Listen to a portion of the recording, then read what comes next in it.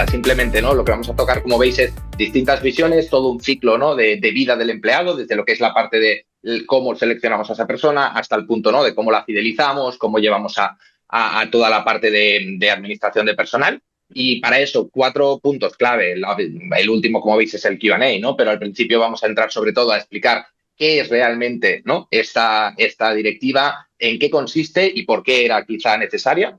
Luego, las principales implicaciones que hay en todo ese ciclo de vida que decíamos del empleado, en este caso en la empresa.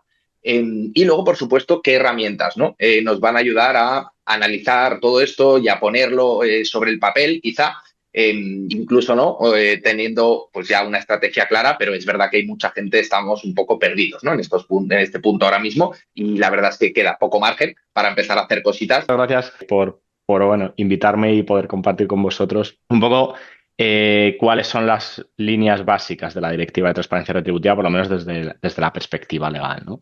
Un poco de dónde partimos y por qué la directiva era necesaria, que ya lo anticipas tú muy bien, Marc. Es verdad que en España nosotros, bueno, pues no partimos desde cero, porque hemos sido, bueno, bastante precursores en el sentido de buscar la igualdad retributiva, porque al final la transparencia retributiva no deja de ser una herramienta, un medio para conseguir un fin que es la igualdad retributiva entre hombres y mujeres, ¿no?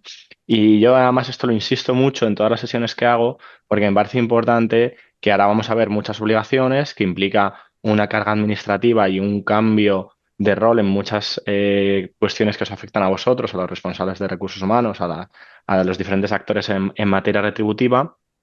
Pero es verdad que hay bastante trabajo hecho y hay bastante trabajo hecho porque no partimos de cero en España, ¿no? Y aquí lo anticipamos. En 2020 se aprueban 2 reglamentos donde a nosotros ya nos implican obligaciones nuevas en materia de transparencia retributiva, ¿no? Sobre todo es el registro retributivo, que como sabéis aplican a todas las empresas y tenemos que tener uno al año, y la auditoría retributiva para empresas de más de 50 trabajadores, que se tiene que negociar en el marco del plan de igualdad. Y esto yo creo que a todos nos ha hecho aprender mucho, a gestionar datos, a saber lo que son los puestos de igual valor y a explicar y ver brechas salariales, porque se tienen que explicar, porque hay que corregirlas para precisamente conseguir ese objetivo que es la igualdad retributiva entre hombres y mujeres.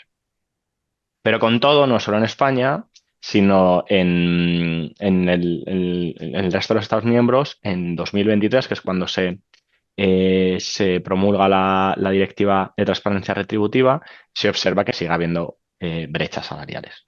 Brechas salariales, para que os hagáis una idea, en el momento de la promulgación de la Directiva de Transparencia Retributiva en 2023, la media de brecha salarial para siempre trabajos de igual valor entre hombres y mujeres era casi de un 13%, un 12,7%. Siendo en España que estábamos mejor que la media, estamos en un 8, un 9% de brecha, cogiendo con pinzas estos datos, pero bueno, si lo cogemos en ámbito agregado, estaremos en un 8 o un 9% de brecha salarial entre hombres y mujeres. Mucho mejor que países como Francia, como Alemania, donde están, eh, según los datos en el momento de la promulgación de la directiva, en cifras cercanas al 14-15% de brecha salarial.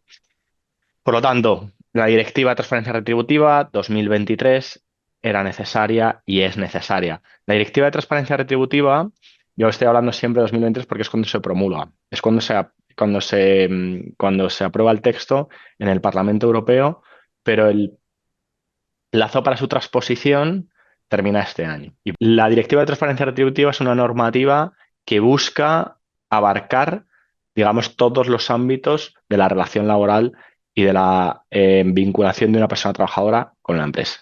Y por lo tanto, nos viene a decir que la transparencia retributiva importa incluso antes que la propia persona trabajadora sea contratada por la empresa. Es decir, cuando tienes todavía el estatus de candidato en ese proceso de selección, se tiene que cumplir con obligaciones de información de transparencia retributiva.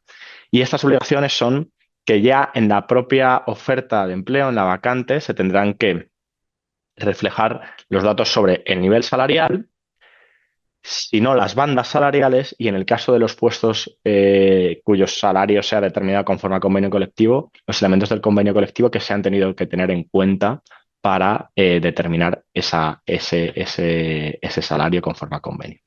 Y además dice la directiva, esta información se tendrá que poner a disposición de los candidatos de una forma que sea lo suficientemente veraz y clara para que esa persona, ese candidato, esté en disposición de negociar sus condiciones laborales, digamos, de una forma limpia con la empresa a la que está aplicando. Y durante ese proceso de selección, también dice la directiva, no se podrá preguntar sobre el historial salarial del candidato en otras empresas, con la idea de no perpetuar desigualdades salariales entre géneros. Es verdad que esto luego en la práctica dice, oye, ¿cómo se puede controlar, ¿no? La realidad es que esto, la directiva lo dice claramente, no está permitido. La práctica quizá nos llevará a decir, bueno, cuáles son las aspiraciones salariales, ¿no?, de una persona, sabiendo que además ya ha aplicado a un puesto en el que se ha determinado el salario, ¿no? Esto no implica que durante el proceso de selección no se pueda negociar. Obviamente es perfectamente válida la negociación, pero siempre una negociación informada por las dos partes. Eso antes del el proceso, digamos, de incorporación al puesto. Pero ya una vez incorporada la persona trabajadora, va a haber unas obligaciones que se van a mantener durante toda la obligación, durante todo ese vínculo, durante todo el contrato de la persona trabajadora con la empresa. Primeramente, la persona trabajadora tendrá el derecho de saber su nivel retributivo, los elementos que se han tenido en cuenta para determinar ese nivel retributivo, el propio, y la progresión retributiva. Es decir, no solo lo que gano hoy, sino lo que voy a poder ganar y los elementos que se han tenido en cuenta en una progresión retributiva normal dentro de la empresa. Eso no quiere decir que tenga la obligación la empresa de ir siempre subiendo el salario de la persona trabajadora. Pero la persona trabajadora tiene que tener una información suficiente para saber cuáles son sus expectativas salariales a futuro. Que yo creo que aquí ya empezamos sobre tu parte, Marc. Hay unas cuestiones que os voy a contar a continuación, después de la intervención de Marc y conjuntamente con David. Pero bueno, tener en cuenta que esas son informaciones y derechos desde el proceso de selección y durante la relación laboral, con una participación muy importante de la representación legal de los trabajadores. La verdad es que, a ver, vamos a repetirnos, ¿no?, sobre algunos conceptos, algunos que nos ha introducido antes Jaime. Veréis que al final pues, todo gira un poco alrededor de lo mismo. Sí que es verdad que luego hay muchas circunstancias distintas en las que nos podemos encontrar. Sabemos que, como decía ahora Jaime, hay distintas estructuras a nivel empresa también. Entonces vamos a intentar hacer algo más genérico, que es un poco lo que afecta a todo. Luego vemos que ya hay algunas preguntas, luego vamos a ir resolviendo un poco más esas casuísticas más concretas que hay, porque seguramente salen muchas y esperemos que nos dé tiempo de resolviéndolas. Pero bueno, yendo un poco a lo que decía ahora David, ¿no? La primera fase donde nos encontramos con ese futuro trabajador, que es en la parte de la selección, ¿no?, del reclutamiento. Como decía David también, nosotros en Team Taylor, y para hacer un pequeño disclaimer, nosotros, y quizá un poco por nuestro origen, ¿no?, que somos nuestra central y nuestra fundación está en Suecia, es decir, de donde venimos es del norte de Europa. Quizá ahí un poco la concepción ha venido siendo distinta desde hace más tiempo. Nosotros siempre hemos abogado por la transparencia en el salario a nivel ofertas, por ejemplo, ¿no? Es decir, creemos que eso siempre había sido algo positivo. Es verdad que luego había como muchas circunstancias que a veces se excusaban para no ponerlo, ¿no?, para que eso no fuera visible. Dicho esto, no solo afecta en eso. Aquí en esta primera slide lo que vemos es, pues bueno, implicaciones que tiene ya en la parte conceptual, ¿no? Es decir, pues desde la parte de cuándo tenemos que poner el salario y dónde, pues en las ofertas, por supuesto, que hay que decir el salario inicial, pero también hay que decir el rango salarial en el que se está moviendo pues esa posición, ese rol como tal. La información debe facilitarse en la oferta de empleo, o en caso contrario, pues antes de la posible entrevista con este candidato o candidata, simplemente por lo que decíamos, porque es la base de toda la transparencia, ¿no? Es decir, ese candidato va a aplicar a eso según lo que se esté publicando a nivel información, y muchas veces el salario suele ser una de las claves, ¿no?, de que esa persona quiera aplicar o no.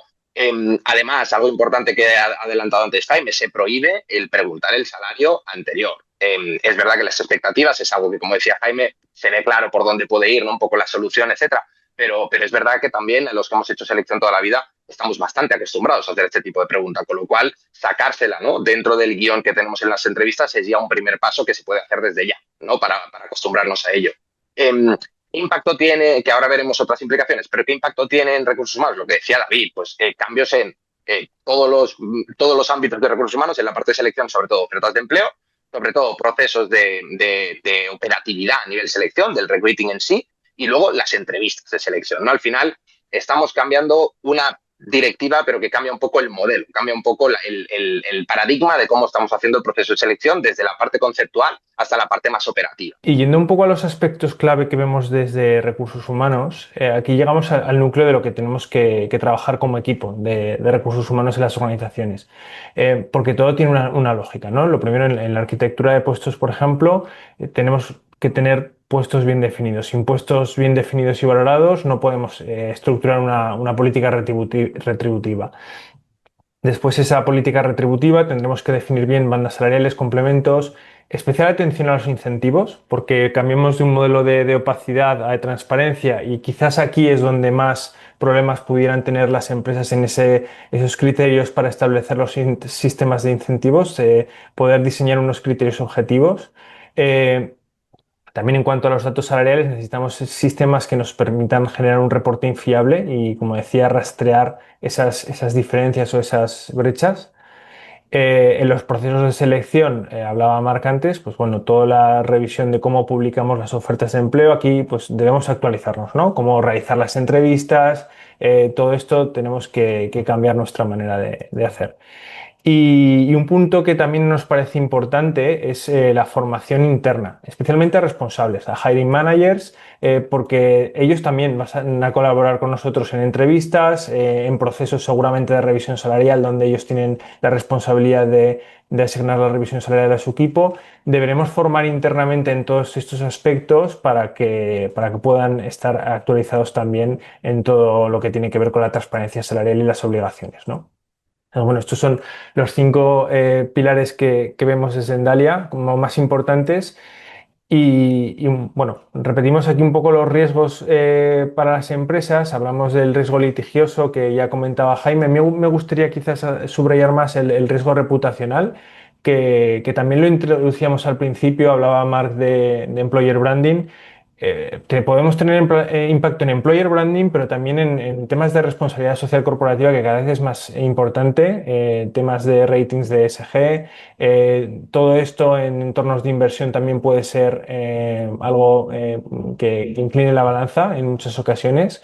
Entonces, es importante también tener en cuenta el impacto en estas áreas, ¿no? Vamos a ver esta parte más práctica con algunos ejemplos de lo que puede hacer una herramienta tecnológica. Antes de entrar en ello, por conceptualizar, vemos 4 riesgos operativos principales, ¿no? Tenemos que definir unas estructuras salariales, pero para ello lo primero es contar con un módulo de puestos que te permita relacionar esa estructura salarial con las descripciones de puestos y con unos niveles, ¿no? Entonces necesitamos que podamos configurar esos niveles salariales en una herramienta que los vincule con los diferentes puestos. Además, debemos contar con un sistema de revisión salarial. Cada vez vamos a hacer una gestión más frecuente de que estos datos de compensación, datos salariales, entonces los procesos de revisión salarial van a adquirir más relevancia y más importancia, ¿no? Toda la parte de monitorización, de tener unos datos retributivos integrados y que tú puedas revisar de manera totalmente actualizada en tiempo real. Y luego responder a las solicitudes de los empleados, contar con un módulo de People Analytics, de análisis de datos de personas y información salarial que permita dar respuesta a esas solicitudes sin tener que llegar a esa espera de 2 meses, sino que podamos trabajar de una manera mucho más ágil en ese sentido. Para eso una herramienta tecnológica nos da muchas facilidades. Nuestra manera de entenderlo es de una manera integrada, haciendo una integración entre todo lo que es la información que nosotros trabajamos desde la parte de payroll de nómina con todos los módulos adicionales de HCM, de capital humano. Esa integración nos permite vincular, como decía, esa información de los puestos y de los niveles salariales con los procesos internos, como puede ser el de revisión salarial, con los procesos de nómina y de compensación mensuales, y después explotar toda esa información en un módulo de People Analytics, y ahora vamos a ver cómo lo hacemos en la práctica, ¿no? En primer lugar, vamos a ver cómo se configuran unos niveles salariales en una herramienta informática. Aquí veríamos cómo podemos acceder a la parrilla salarial, configurar los niveles para todos los empleados con un punto mínimo, máximo y medio, ¿vale? Esta sería la forma, los cimientos de la herramienta para poder configurar la transparencia retributiva. Después nos podríamos ir a las descripciones de puesto, en este caso estamos accediendo a un técnico de calidad y aquí es muy importante el que nosotros podamos configurar las diferentes funciones o categorías de los diferentes puestos para después hacer el job grading. Los niveles salariales en función de la responsabilidad y los diferentes criterios de cada puesto, las responsabilidades, las funciones y configurar diferentes parámetros como pueden ser la importancia de las funciones, el porcentaje de dedicación, el área al que se refieren, etc. Todo esto lo podremos parametrizar desde la herramienta, así como los requerimientos de formación, de experiencia profesional previos que necesitemos. Es importante los criterios diferenciadores. Esto está muy relacionado con el concepto de puesto de igual valor y cuáles son los criterios diferenciadores de este puesto con otro para luego establecer un sistema de puntuación, así como las competencias de hard skills o soft skills que consideremos para el puesto y que nos van a permitir relacionarlo con el proceso de evaluación del desempeño. Todo esto lo podremos configurar desde nuestra herramienta para después poder emprender, por ejemplo, un proceso de revisión salarial, ¿no? En este proceso de revisión salarial, si tenemos los datos integrados del módulo de nómina, podremos contar con toda la información salarial de los empleados y en función de su performance del módulo de desempeño que podremos establecer, la herramienta nos podrá recomendar una propuesta de subida salarial en función de ese performance y del posicionamiento salarial en banda configurado previamente, en función de si está en un posicionamiento alto, medio alto o bajo, y de su performance, estas variables van a dar como respuesta a la propuesta de subida salarial del sistema, que luego podremos dar como válida o no, pero ya será una manera mucho más estructurada y coherente de emprender un proceso de revisión salarial. Además de esto, un módulo de People Analytics nos va a permitir que podamos explotar la información, ¿vale? En este caso vamos a ver en nuestro módulo de People Analytics el análisis retributivo. Aquí podremos desglosar toda la información salarial de los empleados por diferentes variables, categorías, direcciones, áreas, consultando la mediana, la moda, todo el tipo de información salarial, por género, por las categorías que tengamos establecidas e incluso descargar los documentos en diferentes formatos. Aquí estamos viendo el desglose por géneros y además también podremos hacer consultas a la IA que tenemos integrada. Cualquier dato adicional que veamos que no está disponible en ese dashboard, pues lo podremos requerir a la inteligencia artificial. En este caso le pedimos hacer un gráfico con los niveles salariales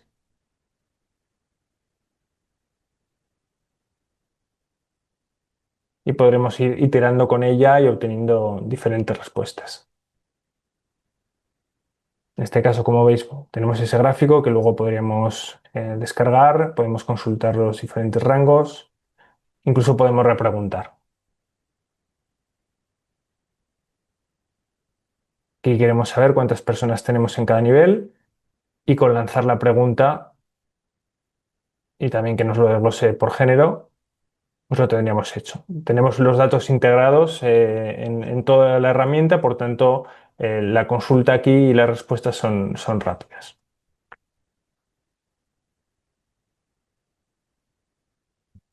Ahí podemos ver los datos en función de género femenino o masculino y los diferentes niveles salariales.